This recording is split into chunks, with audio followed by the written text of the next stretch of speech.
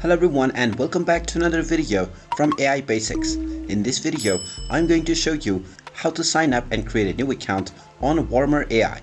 So let's get started right away. First of all, open up your web browser and then in the address bar type in warmer.ai and press enter. You will then be taken into the official warmer.ai website.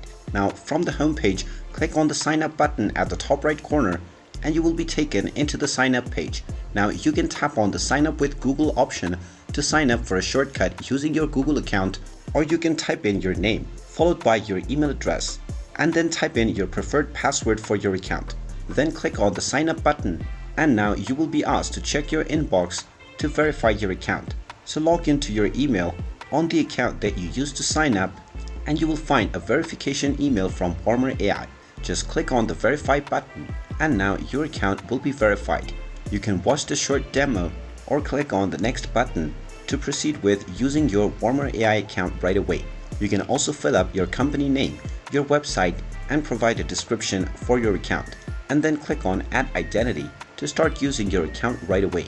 And there you have it. That is how easy it is to sign up and create a new account on warmer.ai. If you find this video helpful, make sure you hit that like button and subscribe to our channel if you haven't done so already.